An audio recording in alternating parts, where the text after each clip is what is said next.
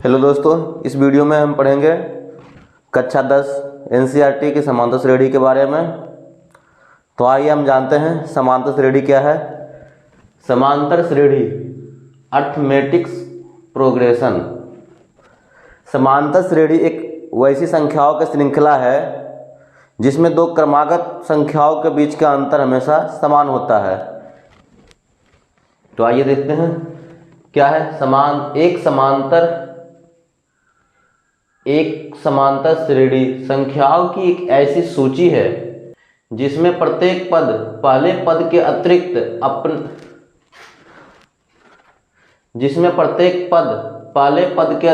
अपने पद में एक निश्चित संख्या जोड़ने पर प्राप्त होता है। इसे एपी द्वारा व्यक्त किया जाता है।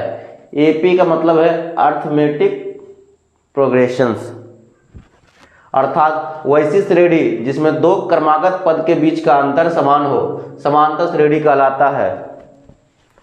तो हम यहाँ क्या देख रहे हैं कि वैसी श्रेणी जिसमें दो क्रमागत पद के बीच का अंतर समान हो समांतर श्रेणी कहलाता है।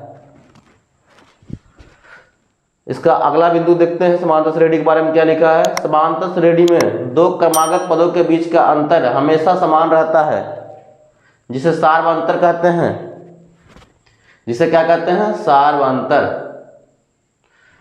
समांतर श्रेणी का कोई भी दो क्रमागत पद को अगर ले लेंगे, उसका अंतर निकालेंगे तो उसका अंतर हमेशा समान होगा। यदि वह समान नहीं आता है तो वह समांतर श्रेणी नहीं है। सार्वंतर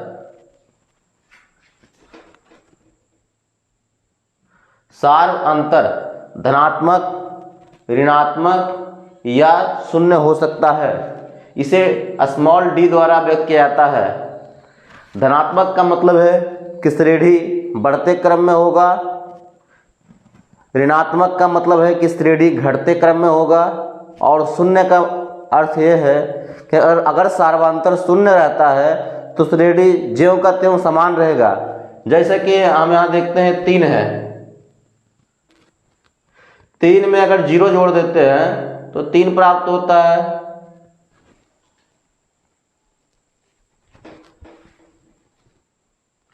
जैसे कि हम यहां देख रहे हैं अगर प्रथम पद इसका 3 है,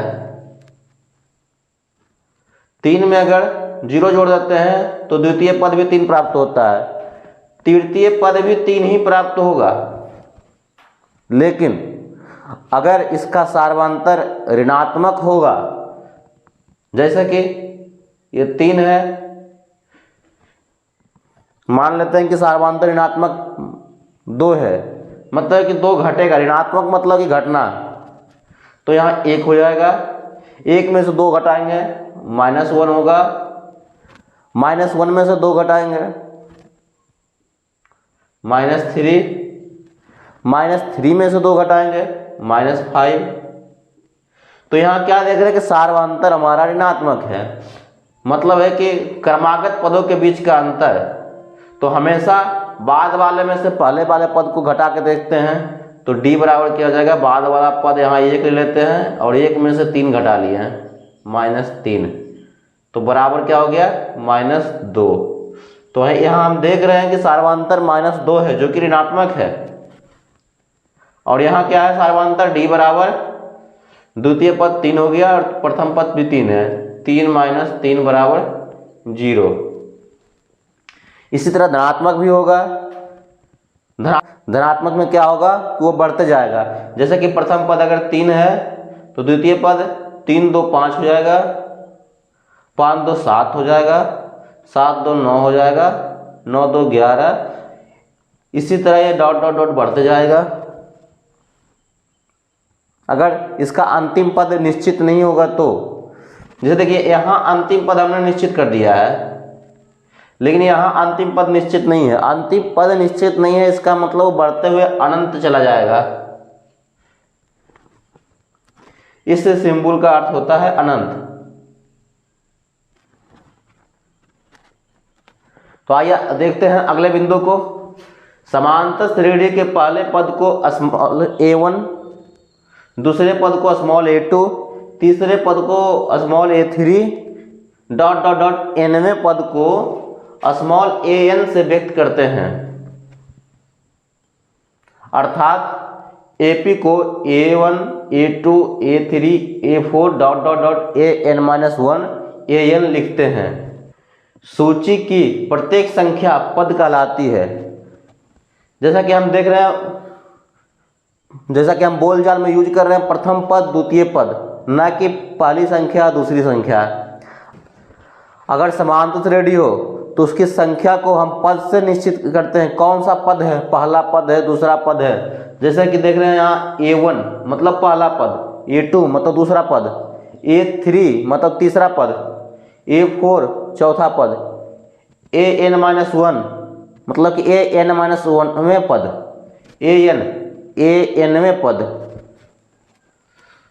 तो यहाँ क्या हम देख रहे हैं, सूची की प्रत्येक संख्या पद कहलाती है। तो यहाँ देख लीजिए, जैसे उदाहरण AP का एक उदाहरण दिया हुआ है 950, 900, 850, 800, 750, 700, इसी तरह डॉट डॉट डॉट घटते क्रम में 50 तक आएगा। इसका अंतिम पद 50 है।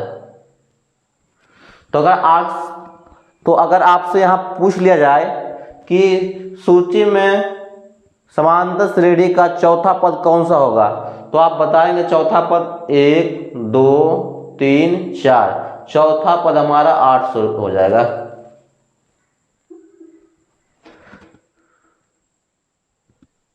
अगर आपसे पूछ लिया जाए कि समांतर श्रेणी में चौथा पद कौन सा होगा, तो आप चौथा पद बताएंगे 1 2 3 4, चौथा पद 800 हो जाएगा। इसी तरह अगला समांतर श्रेणी है -3 -1 1 3 5। तो इसमें से अगर दूसरा पद पूछ लिया जाएगा आपसे, दूसरा पद बताइए कौन सा है, तो दूसरा पद क्या है, -1। अब आइए आगे देखते हैं AP का व्यापक रूप। अगर आपसे एग्जाम में कह दिया जाए कि AP का व्यापक रूप लिखिए, तो आप AP का व्यापक रूप कैसे लिखेंगे। AP का व्यापक रूप है A, पहला पद तो A हो गया, दूसरा पद A + D, तीसरा पद A + 2D, चौथा पद A + 3D, पांचवा पद A + 4D, छठा पद A + 5D। इसी तरह बढ़ते जाएंगे और लास्ट में nवें पद, n की जगह कुछ भी हो, 10 11 12 13 14 15 कुछ भी हो, nवें पद के लिए उसमें से एक घटा लेंगे इंटू D, मतलब A + n-1 इंटू D। यहां हम देख रहे हैं कि जिस पद को हमें ज्ञात करना है, उस पद को ज्ञात करने के लिए पहले तो हम प्रथम पद उसमें जोड़ देते हैं, जिस पद को निकालना है उससे एक कम संख्या में सार्वधातुक को गुना करके। जैसे यहाँ चौथा पद है 1 2 3 4, तो प्रथम पद A हो गया, चौथे पद में एक घटा लिए, 4 में से एक गया 3, 3 में से सार्वधातुक को गुना कर दिए और जो है वो प्रथम पद में जोड़ दिए। प्रथम पद में जोड़ देने से वो चौथा पद में ज्ञात हो जाएगा। इन सब फॉर्मूला को हम आगे बताएंगे, जिस पे कि आपका प्रश्नावली का सॉल्यूशन होगा। तो आइए आगे देखते हैं क्या है। जहां पहला पद A तथा सार्वधातुक D है, एक समांतर श्रेणी को निरूपित करता है, इसे AP का व्यापक रूप कहते हैं। तो आइए अब आगे देखते हैं।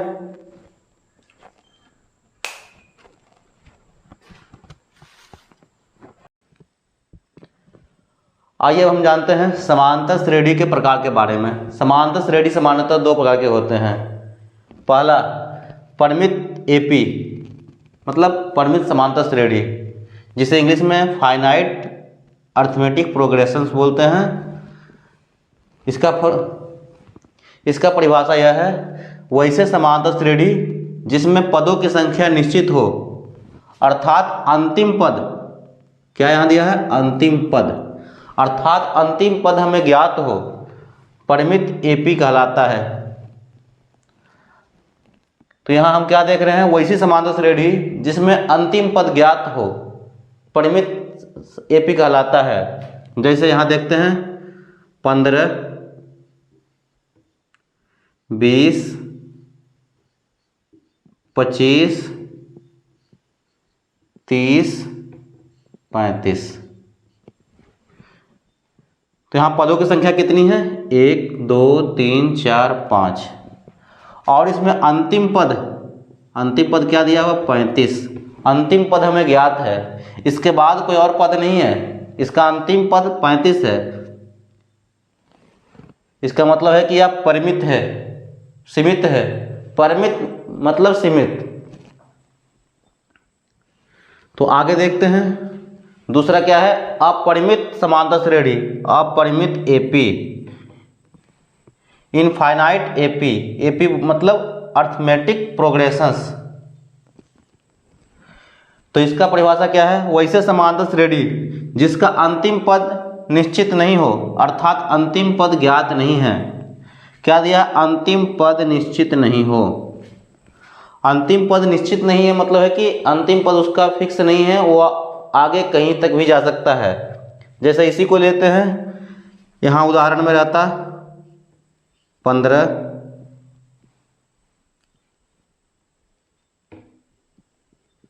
1 मिनट, अपरिमित एपी कहलाता है।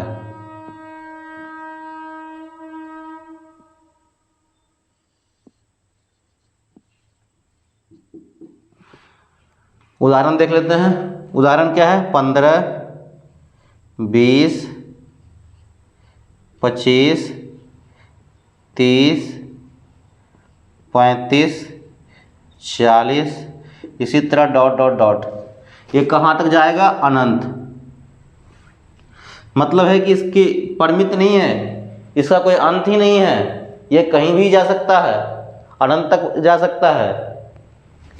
तो इसे क्या कहेंगे, अपरिमित समांतर श्रेणी। तो यहाँ हमने समांतर श्रेणी के प्रकार के बारे में देख लिया है। अब आगे समांतर श्रेणी के कुछ फॉर्मूला देखेंगे। तो आइए प्रश्नावली 5.1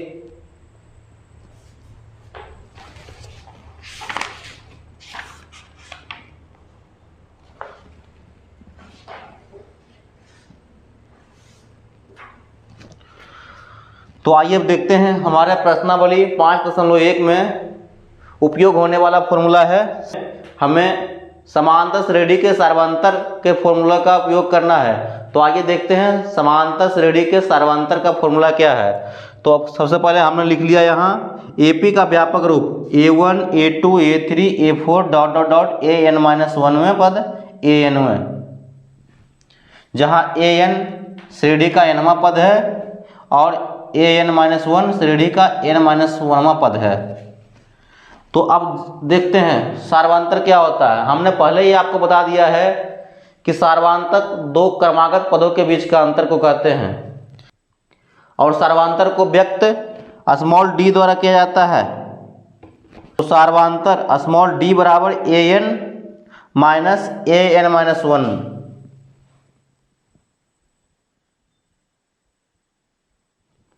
तो हमने यहाँ क्या देख लिया है कि d बराबर AN माइनस AN-1। इस फॉर्मूले को हमें याद रखना है और इसी फॉर्मूले के इस्तेमाल से हमारा पूरा का पूरा प्रश्नावली 5.1 बनेगा। तो आप लोग ये फॉर्मूला लिख लीजिए और इसे याद कर लीजिए ताकि प्रश्नावली हल करते समय आपको कोई परेशानी का सामना ना करना पड़े। तो अगले वीडियो में हम प्रश्नावली 5.1 का सॉल्यूशन करेंगे।